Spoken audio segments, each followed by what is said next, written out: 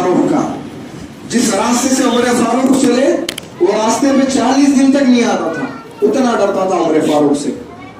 तो बहरहाल सैयदना उमर फारूक रज़ी अल्लाह तआला रात का वक्त था, तो एक रास्ते से जा रहे थे, तो एक आदमी आ रहा था, रात का वक्त था, रात का अंधेरा था, तो एक आदमी रास्ते से आ रहा था, तो उसके हाथ में शराब का बोतल था, शराब की हालत में था, बोतल पकड़ने को आ रहा, सामने उमर फारूक दिखे, जैसा ही उमर फारूक दिखे शराब छुपा लिया,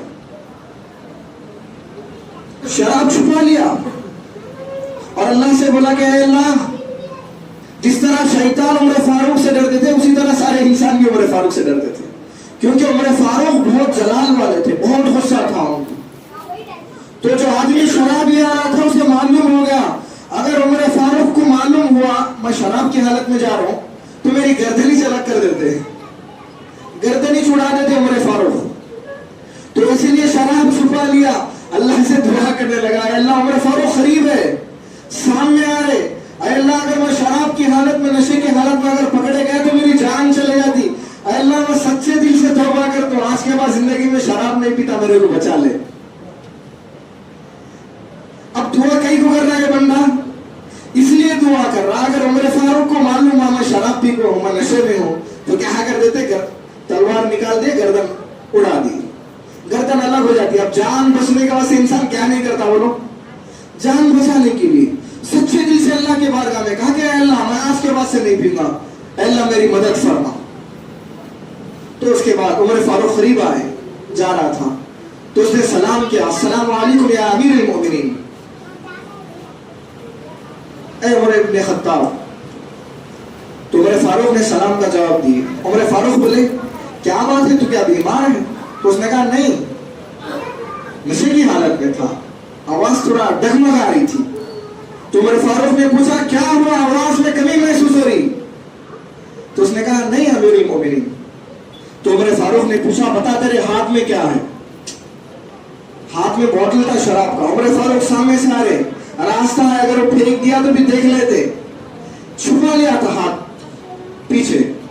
तो उमर फारूक ने कहा कि क्या पीछे तुमने क्या छुपा के रखा है, तुम्हारे हाथ में क्या है? तो उसने कहा ए उमर फारूक, इसमें दूध है, हालांकि इसमें शराब था, वो आदमी भी शराब की हालत में और उसके हाथ में बोतल भी शराब का था। तो उमर फारूक ने पूछा कि पता क्या है उसमें? तो उसने कहा अरे मेरे मोमिनीन, इसमें सिरका है, यानी दूध है। तो उमर फारूक ने कहा कि बता। जब उसने बोतल को अपने पीठ के पास से सामने निकाला तो शराब जाकर दूध बन गया था। वो किस लिए? वो बंदा सच्चे दिल से तौबा किया था, अल्लाह उसकी तौबा भी कबूल कर लिया और उसकी जान भी बचा लिया, तो शराब दूध में बदल गया।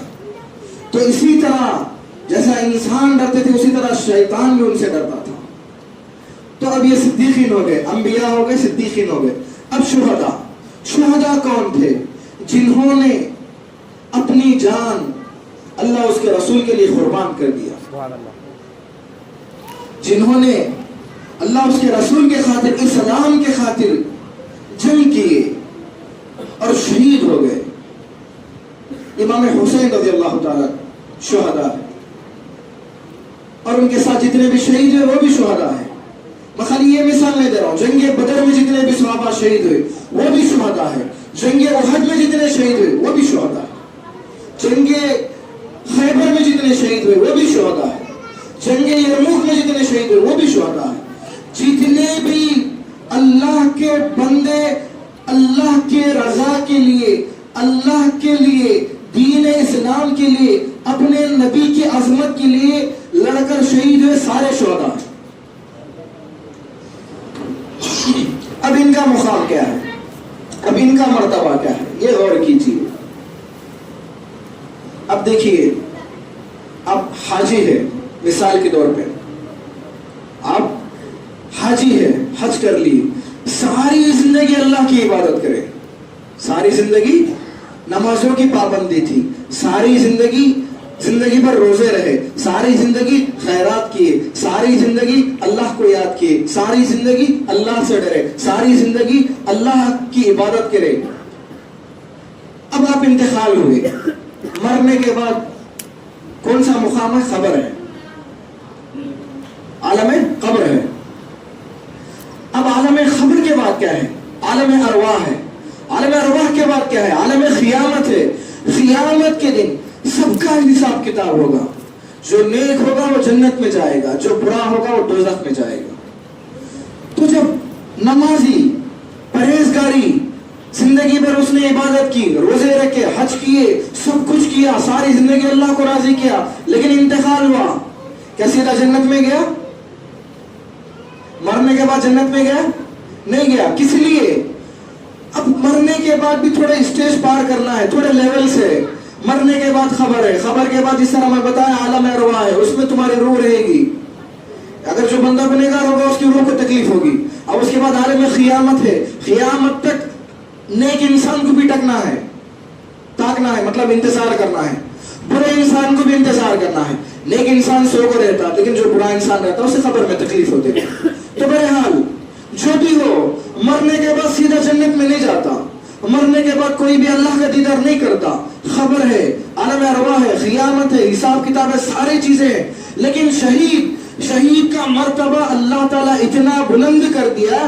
جب شہید اللہ رب العزت کے لیے، جب شہید دین اسلام کے لیے، جب شہید اپنے نبی کی عظمت کے لیے اپنے ہاتھ میں تلوار تھامتا ہے، جب لڑتے لڑتے راہ خدا میں شہید ہوتا ہے، تو شہید کو جب زخم لگتا ہے، شہید کے گردن پہ جب تلوار چلتی ہے، غور کیجئے، شہید کے خون سے جب پہلا ٹپکا، پہلا خطرہ زمین پر ٹپکتا ہے، شہید کے جسم سے جب شہید کو مارتے ہیں جنگ کے میدان میں، جب شہید کو چھلنی کیا جاتا ہے، اس کے سینے کو تلوار سے مارا جاتا ہے، اس کے گردن پر جب تلوار چلتی ہے، تو خون کا پہلا خطرہ زمین پر ٹپکنے سے پہلے شہید اللہ کا دیدار کر لیتا ہے. سبحان اللہ، اللہ کا دیدار کر لیتا ہے. اللہ شہید سے پوچھتا ہے، اے میرے بندے بتا تجھے کیا چاہیے. اللہ پوچھتا ہے، تو نے اپنی زندگی، تو نے اپنی جان میرے نام پہ قربان کر کے آیا ہے، اے میرے بندے بتا تجھے کیا چاہیے. شہید یہ نہیں بولتا کہ اللہ مجھے دوبارہ دنیا میں بھیج، میں ٹھیک ہو آتا ہوں. شہید یہ نہیں بولتا کہ اللہ مجھے جنت میں عیش و آرام سے رہنا ہے. شہید یہ نہیں بولتا کہ اللہ دنیا میں مجھے پھر سے بھیج، دنیا کی دولت دے، میں مستی مگن کر کے آتا ہوں. شہید یہ سارے باتیں نہیں کہتا. شہید اللہ سے کہتا ہے کہ اے اللہ، جو مزہ گردن کٹانے میں ہے وہ مزہ خدا کی قسم کون سی چیز میں نہیں ہے. شہید کہتا ہے، اللہ ایک بار میں اپنی گردن کٹا کر تیری بارگاہ میں شہید ہو کر آیا ہوں، اے اللہ اسی طرح ایک بار کیا 1000 بار بھی مجھے دنیا میں بھیج، میں پھر سے تیری بارگاہ میں شہید ہو کر آؤں گا. شہید کا یہ مقام ہے. اور جب شہید اللہ کا دیدار کرتا ہے تو شہید فوراً جو ہے جنت میں داخل ہو جاتا ہے. تو شہید کی عظمت یہ ہے، شہداء کا مقام یہ ہے. اب صالحین کی بات ہے، انبیاء کی ہوئی بات، اور اس کے بعد پھر صدیقین کی، اب شہداء کی بات ہوئی، اب صالحین. تو بہرحال شہداء کی اور ایک بات میں مکمل کرتا ہوں. خون کے 2 خطرے اللہ کے نزدیک بہت پسند ہے. خون کے 2 خطرے اللہ کو بہت زیادہ پسند ہے. قربانی، جب شہید اللہ کے بارگاہ میں شہید ہوتا، اس کا خطرہ زمین پہ ٹپکنے سے پہلے اللہ کا دیدار کر لیتا. اور دوسرا، جو بندے قربانی دیتے، قربانی کا جانور چاہے بکرا ہو یا گائے ہو، جو بھی ہو، اللہ کی رضا کے لیے قربانی دیتے، جب بکرے کو ذبح کرتے، جب گائے کو ذبح کرتے، اس کا خون کا پہلا ٹپکا زمین پر ٹپکنے سے پہلے اللہ قربانی دینے والوں کے سارے گناہوں کو معاف فرماتا ہے. تو یہ عظمت ہے خون کی. اب صالحین کی باری ہے. صالحین کون ہے؟ شہید وہ ہے جو اللہ کے لیے اپنی زندگی شہید کر دی، اپنی جان کو شہید کر دی. اب صالحین کی باری ہے. صالحین کون ہے؟ شہداء کے نقش قدم پہ چلے صالحین بھی. اب یہ اسٹیپ بائی اسٹیپ ہے. انبیاء کے بعد صدیقین آئے، صدیقین کے بعد شہداء آئے. صدیقین جیسا چلے شہداء ویسا چلے. اب شہداء جیسا چلے صالحین بھی انہوں بھی ایسی چلے. اب شہداء اللہ کے راہ میں اپنی جان قربان کر دی، اسی طرح صالحین اپنی ساری زندگی اللہ کے لیے صرف کر دی.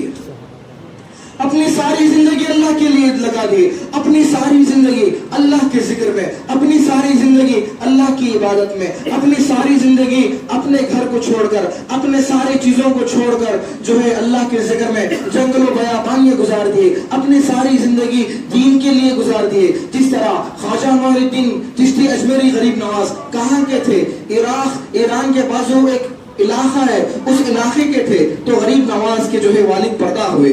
غریب نواز کے جب والد پیدا ہوئے تو جو ہے انہوں نے ارادہ کیا, ان کے جو ہے باپ کا جو حصہ تھا, ان کے والد کا جو حصہ تھا, سارے بھائیوں میں بڑھ گیا پراپرٹی کا حصہ. تو جو غریب نواز کو آیا تھا, غریب نواز سارا اپنا جو بھی پراپرٹی تھی غریبوں میں بانٹ دیے, یتیموں میں تقسیم کر دیے, غریبوں میں دے دیے. اور انہوں نے ارادہ کیا میں اپنے ماں باپ کو چھوڑ کر, یعنی ان کے والد بھی گزر گئے تھے, ان کے والدہ بھی گزر گئے تھے, اب میرا کوئی نہیں ہے, میں سب کچھ چھوڑ کر راہ خدا میں نکلوں گا, دین کے لیے نکلوں گا. تو غریب نواز وہاں سے ارادہ کرے مدینہ منورہ چلے گئے. مدینہ منورہ میں غریب نواز کو حکم ہوا اے خواجہ معین الدین جا کر ہندوستان میں دین پھیلاؤ. پھر جب نبی کا حکم ہوا انہوں نے ہندوستان کو آئے تو آپ کو تو پتا ہے غریب نواز کے بے شمار واقعات آپ سن چکے ہیں, جس طرح انہوں نے اپنی ساری زندگی دین کی خدمت کی.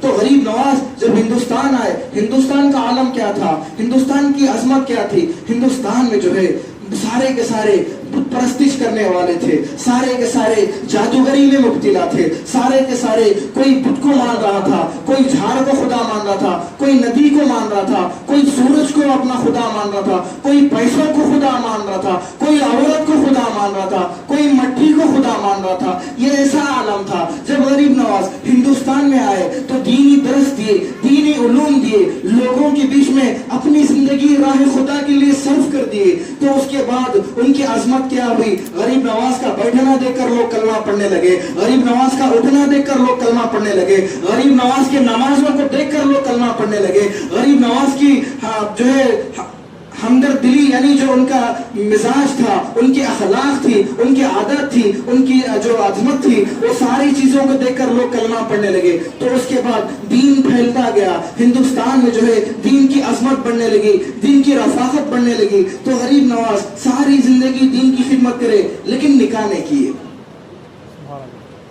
اب یہ کن کی بات کر رہا ہوں میں؟ صالحین. صالحین کون ہے؟ جس طرح شہداء اللہ کی بارگاہ میں اپنی جان قربان کر دی, اسی طرح صالحین اپنی ساری زندگی اللہ کے لیے صرف کر دی. اب انہوں ساری زندگی دین پھیلائے ہندوستان میں.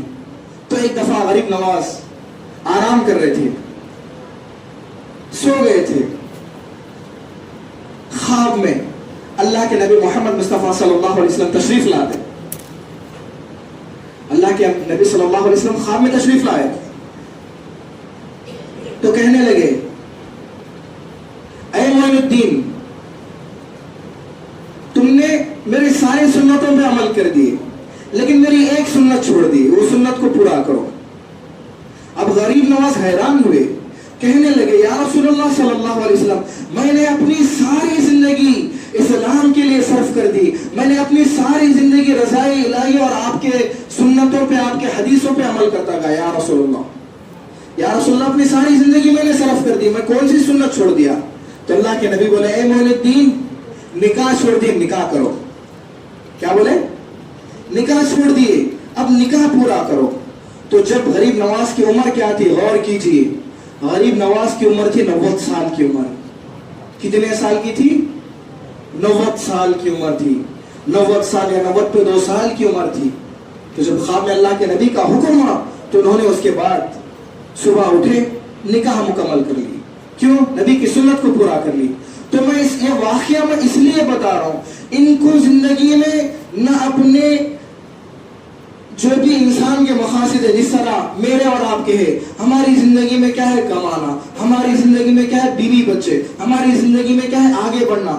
تو ان کی زندگی میں اللہ کو یاد کرنا, اللہ کا قرب حاصل کرنا, اللہ کی عبادت کرنا.